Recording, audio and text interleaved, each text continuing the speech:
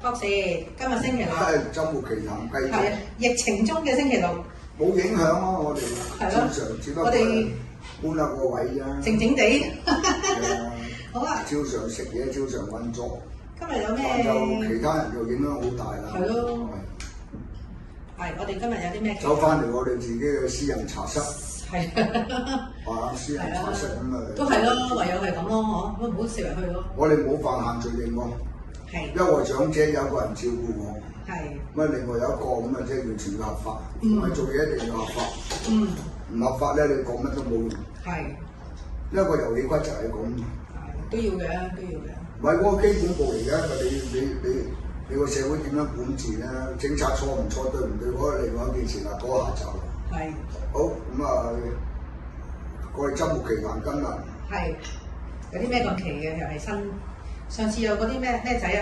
而家咧就好冷門嘅話題。係。但係咧，如果你中年以上都應該，或者你細個聽過。係。但又涉及嗰個層面好大。係。咁啊，涉及個層面咁大嘅時間咧，咁啊，大家網友聽咧，認為資料唔齊全咧，就唔好怪，因為個層面太大，覆蓋太大啦，屬於天文地理，乜嘢都涉及。係。咁同埋涉及咧，就係話個歷史好長遠嘅，咁咧就大家自己上網慢慢搞。如果正式要講呢一件歷史嘅事情咧，呢一類嘅環節起碼先係講幾日。佢緣起啊、掌故啊、點樣發展啊、歷史過程點樣搞啊、點樣搞啊，好長篇大論。點解乜嘢涉及咁大件事啊？所以個主題叫打更佬。打更佬，係咪好似好簡單？而家好似真係冇嘅喎。但係你睇電影有㗎，民國年時代、清朝嗰啲夜晚當拎住個鑼，拎住個竹磅，係咪？係報時係啊！我話你問下啲人，3更、4更、5更，有啲就5時3刻。咁啊，嗰更為咩時間咧？係啦，即係一更係咪即係個距離一個時段？一更係代表邊個時辰到一更？佢最多5更嘅啫。哦。咁你聽到喎？而家你即係唔係即係講笑啦？即係個世界或者你話我唔適宜啦。嗰一個我睇時辰鐘啦，打更就因為嗰陣時冇時辰鐘嘛。係啊，冇鐘。唔知幾多點？幾時做乜嘢？幾做咩？起身做乜嘢？咁點解定咗5更又冇6更？係喎。咁啊有啲5時3刻，一更第3刻，嗰刻又係咩咧？係啦。點樣知道個刻咧？嗰陣時你推出去5門斬首，5時3刻要揀嘅。佢5時又唔同3刻唔同嘅喎。明白。即係正5時斬你頭咧，你係好彩。哦。你仲可以做鬼。哦。5時3刻斬頭咧，你連鬼都冇得做。哦。即係11點45分啊。哦。佢個刻咧其實係就係14分20幾秒咧為一刻嘅，但係我哋而家咧分咗。15啦。一個更咧就2個時辰，即係2個鐘頭為一個更。一個鐘頭咧就分4刻。由清朝開始嘅，就上4刻、下4刻。咁啊，嗰個更咧就係由黃昏落開始7點鐘，就為7點至9點。個縮時就係一更。係。夜晚黑第一間，日黑第一間，咁嗰個聲咧，打個聲咧就咚，咁咧就一間啦，就打3次。第二間咧就咚，咁咧就打個聲咧就報第二間啦，就係2個小時之後啦。3更咧就咚，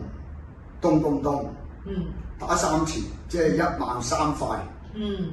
4更如此類推。第5更就打5次。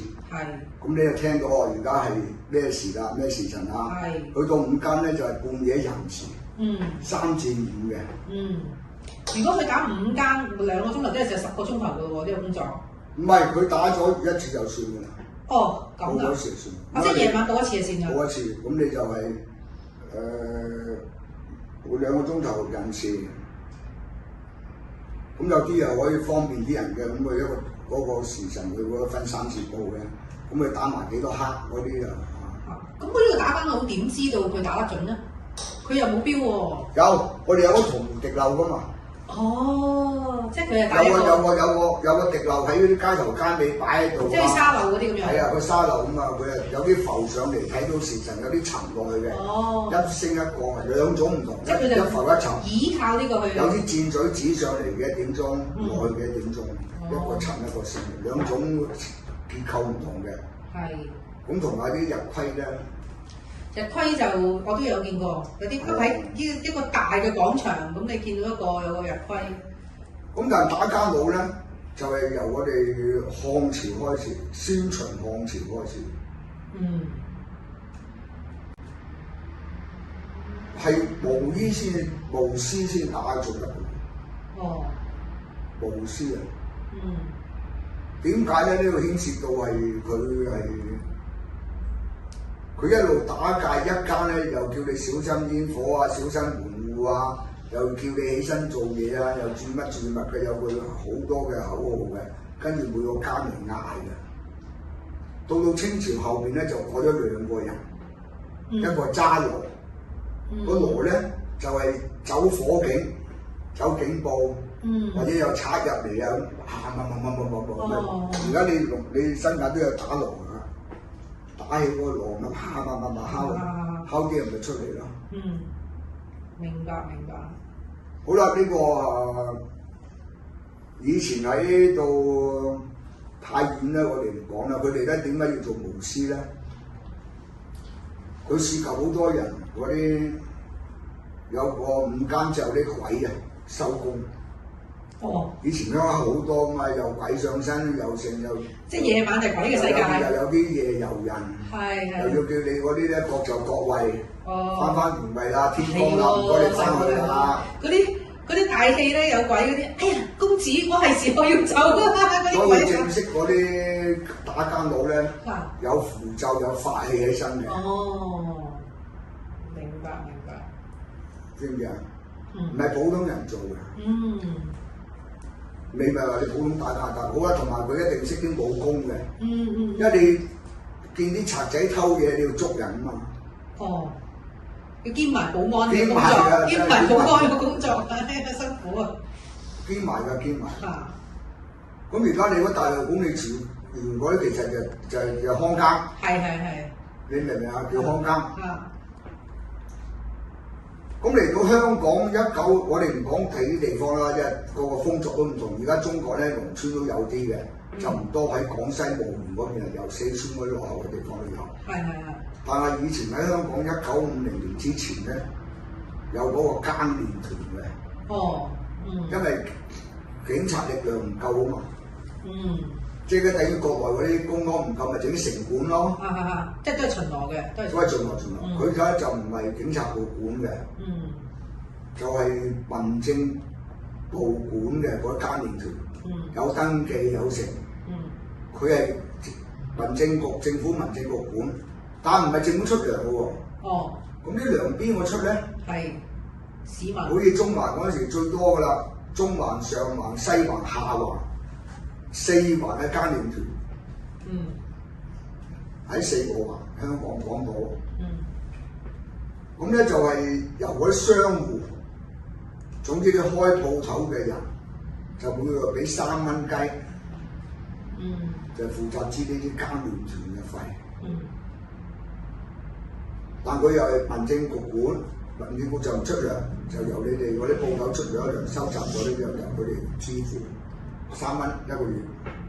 嗰可能變咗而家涉及嘅差餉啦，類似。哦。你明唔明先啊？差餉點解叫差咧？南差啊嘛。哦。所以叫差餉。所以呢個咧，所我講咧就好大段歷史。係好多拉運喎。好多拉運。但係平時你話交差餉地租冇咁深入嘅研究，你交咗就算。係啊。好啦，到1950年咧就收歸咗冇更練團啦，就增派咗人手咧，就由警察咧負責再巡邏啊，搞嗰個編制，管理成個社會治安嘅啫，放大個編制，就有啲包頭阿叉嚟啊咁。因為佢中國解放啊嘛，咁你解放嗰時佢喺英國嗰啲阿叉喺威海衛啊、山東嗰邊嗰啲啊，咁啊全部就係大煙切落嚟，咁咪調翻晒過嚟。香港，我哋香港啦，香港嗰啲阿叉咪做咗良地官咯。新界各地就有阿叉搞出嚟㗎。其實我哋話阿叉嗰啲咧，佢個頭阿叉佢唔係阿叉唔係關個頭包布嘅事。因為喺印度人咧，佢一路令到阿叉。佢耶時咧，佢就唔岌頭嘅，大家睇到跳轉嘅，阿叉之後啱啦。所以佢叫阿叉，係中性嘅。就唔關佢個頭事嘅。但係佢係一路擰頭嘅。佢同意你嘅嘢咧，佢擰頭，所以你去到印度咧就好易撞板嘅。一路講嘢一路阿叉，你係咪大鑊啊？咁佢擰頭咧就同意你講法。佢一岌頭咧就反對，所以我哋就叫做阿叉啦。佢阿叉，所以叫阿叉。咁阿叉嗰陣時嚟到香港有兩種嘅，嗰時未話分嗰個巴基斯坦啊嘛，所以一律都叫阿叉。就嗰日包頭嘅多，嗰啲係旁遮補嘅人，喺石金嗰度，錫克教，信錫克教，喺旁遮補，信錫克教。最新嘅宗教，喺印度係最新嘅宗教。而家等於佢有間金廟咧，就喺舊新華社隔離墳場附近咯。墳場附近咁佢係好有錢嘅宗教。咁咧佢有一種不成文規定，全世界只要你去旅遊，你冇地方住冇嘢食嘅話咧，你一入去錫克印度廟咧。呢啲咁嘅印度金廟咧，就係免費招呼你嘅，唔使問你嘢嘅。你拎住背囊入去就俾你喺度住喺度食。咁你逗留幾日？佢係規矩一定要招呼你。唔需要問你，唔理你身份，唔理你食。所以而家佢喺我哋呢個摩羅廟咧，你假日禮拜六禮拜咧，你都可以即係攞咖喱㗎。係啊，有飯食㗎，有飯食㗎，免費㗎，係佢好熱心嘅，佢哋個教主定咗落嚟，咁所以好多教徒咧有錢冇錢咧，佢哋捐啲錢咧擺個基金度，咁咧就照顧啲人咧，你入到嚟個廟咧就一定有嘢食。如果你要住埋咧，一定就要只限於遊客。你都係男人㗎？有個巴士博嚇。男人㗎定係好似？唔係，男女都有。女人男女都有。所以佢呢個佢係涉及將嗰個印度教同支那教combine埋一齊嘅宗教。兩樣都有佢吸埋。就變咗佢冇咗嗰個印度教嘅宗教嗰個階級制度。咁所以多數佢哋就係有呢份工就係做打更啊。因為歷史嘅遺留嘅問題。歷史遺留，所以但喺我哋中國咧，元朝咧先至管理有個制度。元朝咧就將嗰個監團咧又整理咗，好似地堡咁樣。喺蒙古嗰時，個制度統治。咁而家你香港持有，我睇個趨勢都會有。點解咧？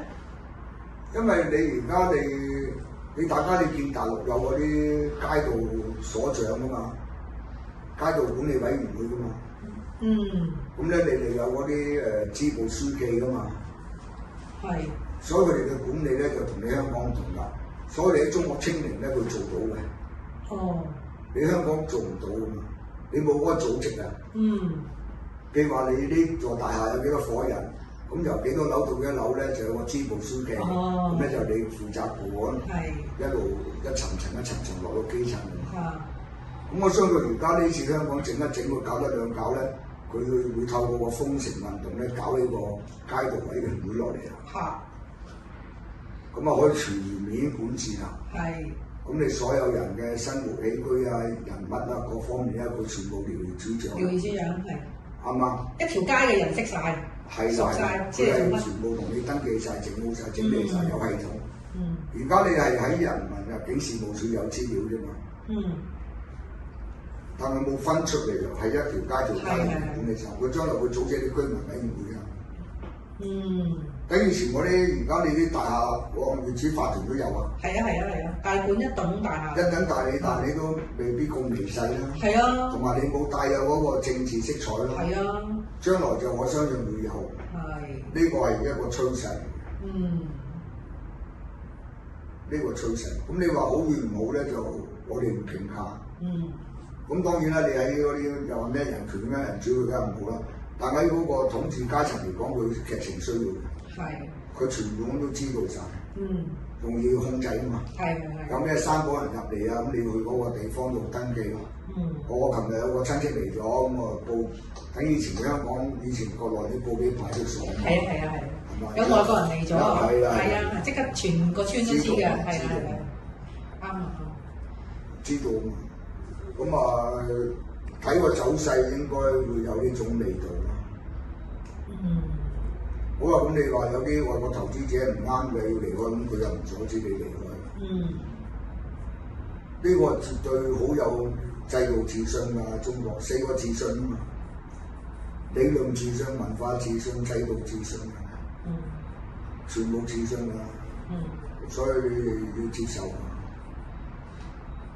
個遊戲改咗嘛，即係打大陸牌，唔係打香港牌，打麻雀都唔同啦，台灣牌又唔同啦。咁你咪適者生存咯。因為我哋睇個趨勢咧會係咁。好啦，咁呢啲打奸佬咧好巴閉嘅。又識武功，又要好心水清。有啲咩三股人物嚟啊？過咗時間夜晚，佢就知道。好啦，有啲咧啲密輯啊、爆格嗰啲人咧，佢要喺你嗰啲人家門口咧做記號嘅喎。咁你嗰個打奸佬要好心水清嘅喎。反而你自己戶主冇留心啲記號喎。佢就會留心喎。譬如話，好似而家你舉個例啊，譬如你喺外國，你買咗間屋，或者而家你屋企，佢揾張膠紙，貼住你嘅匙孔、鎖匙孔，過幾日嚟到，咦冇喐到啊，證明你冇喺屋企啦。你明唔明啊？明。你有人翻去，你梗係貼咗張膠紙，啱唔啱啊？最簡單㗎啦。我貼住先。你冇人翻去喎，證明冇人屋企。佢有好多方法嘅，咁你嗰打奸佬就好心水清啦。譬如佢有啲人擺啲好微細嘅嗰啲小豆喺你屋企門口撒少少啊，已經見你冇人掃嘅，佢就知道你冇人。你明唔明先啊？明白。冇人清理好多方法係。所以打奸佬咧，佢真係好心水清。但其實佢哋最重要都係佢哋嗰啲法器。捉鬼辟邪嗰啲最多其實，我就好奇怪，係咪真係咁猛啊？但因為古代咧係好多人咧係扮鬼扮馬咧去爆竊嘅。係。變咗你打奸都唔知你真定假啊嘛，咁咪當真嚟搏命咯，係咪啊？又攞啲狗血啊，任我把劍啊，又成啊，咁啊，哇好多架撐啊咁。即係做打奸佬都要好多嘢防身。多。好啦，咁你有啲人高手嘅，咁啊你個大門大院咁佢啊捉啲蝙蝠血，唔係蝙蝠血，捉嗰啲黃鱔嗰啲血，搽喺呢度門度。咁夜晚啲蝙蝠啊飛嚟。咁你真係當鬼敲門嘅喎。你屋企有邪嘢。一打開門口咧，見唔到有人喎，飛走嘛。啲蝙蝠啊，佢聞到啲血腥味嚟啄你嘛。啄啲血啊。咁你個戶主咪開門咯，一開門已經冇咗喎。覺得兩次你自己真係驚喎。鬼拍門啊！鬼拍門啊！好啦，有啲咧喺你啲下水道，佢哋好叻㗎，佢唔知揾啲乜嘢包住咗咧，綁住嗰隻嗰啲蝦毛啊，類似青蛙啲咁啊，嗰啲蝦毛咧掉落呢個下水道度咧，棘住喺度唔上唔落，跟住嗰個綁住嗰個包裹又會膨脹棘喺度。係。咁咧佢半夜咧就嗰個啲聲咧喺嗰個喉管度震上嚟啦，咁你又嚇緊死喎。哦。知唔知啊？係啊係啊係。嚇！點解成日廚房有人嘅？係有怪聲啊！係咪啊？嗯。你入去咧，佢唔出聲啊嘛，佢聽見人行聲入嚟啊嘛。係咪先？嗯。都係整蠱做怪想。因為佢有好多嘢嘅，佢同埋有啲咧，有啲寡婦婆又成日所以打間佬咧就好敏感嘅。有啲寡婦婆你唔同而家咁開放，以前嗰啲隔離左右咧就家都好八卦咁嘛。咁佢又勾咗個牛仔，牛仔又歸咗少少夜晚嗰時間入去度，咁你個牛仔就識避個打間佬咯。哦，打間佬如果心水清，咦有個影過個，佢一裝嘢噶嘛。我打間佬咩都知㗎喎。最心水清㗎。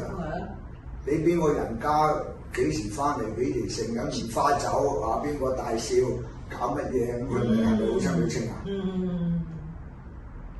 睇而家啲地保，而家我哋香港咧就搞下搞，天眼嚟㗎，天眼嚟㗎。搞下搞到呢啲唔止係天眼咁犀利啦，係嘛？我話以前嗰啲咁嘅地保咧就好古怪嘅，嗰啲人飲花酒咧，即係好似西門慶啊、黃婆啊啲咁樣，你要同佢安排個地方啊嘛。偷食啊嘛，咁你一定要買通個打更佬嘅。係。如果你唔買通個打更佬咧，你同佢唱通街㗎啦。係。佢一嗌酒水，咁你就全部湧晒出嚟啊！嗌火燭。你知唔知啊？明。所以佢又有好多噱頭揾錢㗎。嗯。所以你嗰行真係好古怪。因為掌握資訊啊嘛。掌握資訊。咪可以揾錢。掌握資訊。咁我哋講嗰啲打更佬，另外咧就係佢最怕以前啲人停官嘅。停官。有啲人死咗，停咗官喺度。通常停喺屋企㗎係嘛？停屋企。係啦。停屋企。所以佢哋咧就大戶人家咧多數係俾錢個打更佬嘅。喂，你記得佢呢隻嘢咧出咗去遊魂浪蕩，唔該你唔好打錯更，醒醒目目咧 call 佢翻嚟。哦。所以又要俾利是。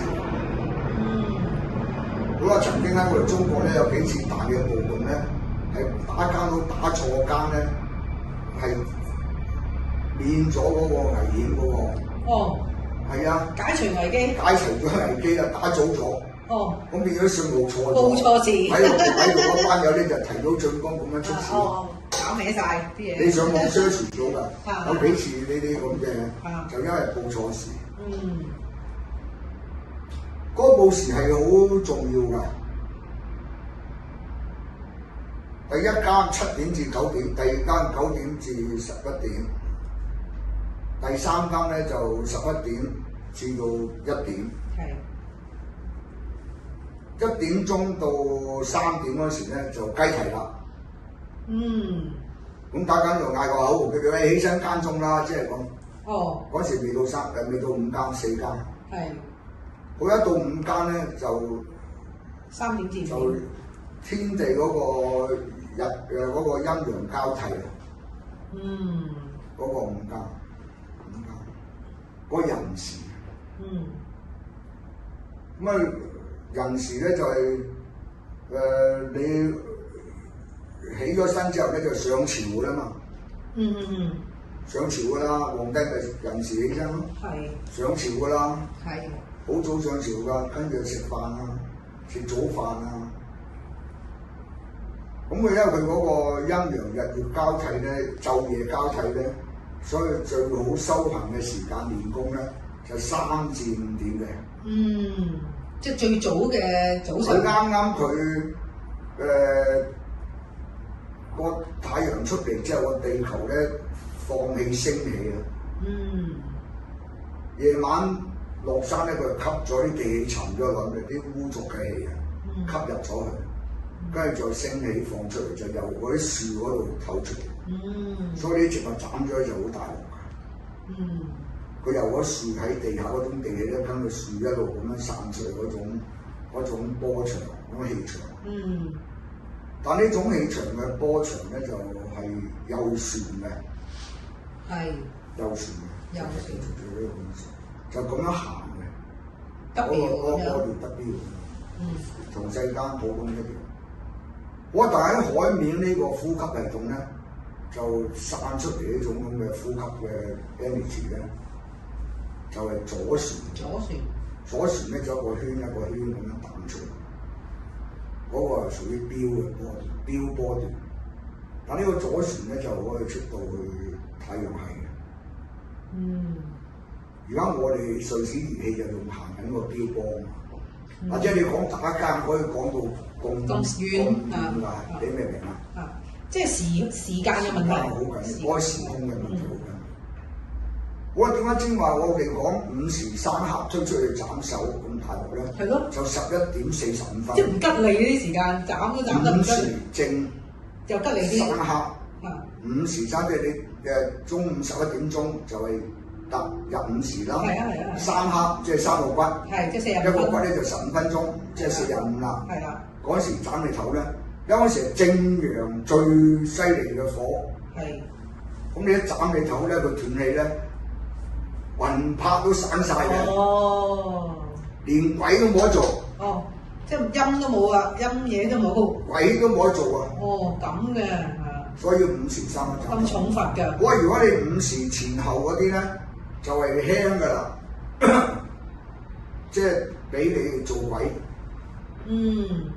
嗰度都分到咁微細嘅慘頭到嗰時辰。係咪好辛苦呢行？係咯，死都唔得安寧啊！真係。你係諗唔到會分到咁微細噶嘛？唔好嚟死就係咪？你唔係話斬頭咁求邊個時間斬？唔係啦，邊個時間斬你頭都有分㗎。係。你上網 search 翻啲典故啊，真係好深奧嘅學問嚟㗎。啱唔啱？所以佢嗰啲朝廷咧，去到邊個坑卡都有錢揾㗎。到你將多落。快定慢咧，你又要睇你俾幾多錢㗎？咁嗰個冇錢咁點啊？冇錢啊冇計啦！而家你冇錢都企喺度排隊咯，你有錢你咪真係檢測都有黃牛啦而家。咁啊係。100蚊係咪一個位啊？排隊檢測。我唔知啊，我知炒黃牛我知炒黃牛。有啲炒到幾百蚊啊嘛，而家你即刻去到有嗰啲咪幾百蚊咯。係咪啊？呢一 part 今日嗰啲黃牛嗰啲人講自己留翻嗰啲唔好講係啦。今日打交都咁辛苦，打交到都牽涉咁多事情，係咪？但係報時啊嘛，你報時啊嘛。報時好重要㗎。好重要係啊！因為你約咗人上庭上證出開船咧，又聽你嘅碼頭開船啊，嗰啲街渡啊，嗰啲江過江嗰啲咁嘅大隻嘅船，咁又係靠聽嗰間㗎嘛。係啊。半夜3更就要上京㗎啦，要坐船㗎嘛，等你啊！啱啱啊？幾多間開船你就要去㗎啦，係咪先？所以嗰陣時嗰個打更佬係好重要嘅身份，好重要，非常重要。手錶㗎啦，時鐘。佢就係當時鐘，佢當時鐘，同埋佢又當埋保安，又當埋咧包打聽。係啊。又做埋搜集資料 B 貨嘅間諜特工 ，B 貨唔係正牌 ，B 貨特工搞笑版嘅，總之周圍包打聽聽嘢、偷聽啊、偷情報。乜以前喺廣州未解放前，咁咪有一個佢又唔係做打更佬，佢上門收洗燙嘅，即係染衫啊！你記得以前有人染衫啊，同埋染衫啊？上門收嗰啲衫洗啊，同埋染嘅，染色啊，係，拎個搖鼓嘅，落收衫啊，有啲咧就做上門磨鉸剪鏟刀嘅，係，你明唔明啊？係，即係將啲收衫洗。一解放後嗰度有啊，做公安嗰個公安所所長啊，因為掌握晒所有民情啊，嚇死啊！真㗎，唔係講笑，你問啲老廣州話知㗎，你知唔知？因為佢收集情報最好係佢。係，佢知道晒。佢穿州過巷。係。好啦，外國佬嚟咧就係啲神父啦，嗰啲牧師啊。係。又係收情報收得好犀利。你接觸群眾啊嘛。係啦，佢全部收晒。佢哋畫嘅地圖咧，仲精密過我哋中國。中國人。嗰陣先係鬼佬。係。佢真係有心嚟參略你中國。霸你土地。架仔嚟都係喎。架仔嚟到我哋中國嗰陣時，又話做生意，又話成啊，周圍駐紮，佢哋收嗰啲地圖啊，畫啲嘢，又好過你中國喎。你自己都冇咁心要清。係，即係自己疏忽啦。你自己都冇咁心要清啊嘛。好，今日咁多先。好，非常之有趣。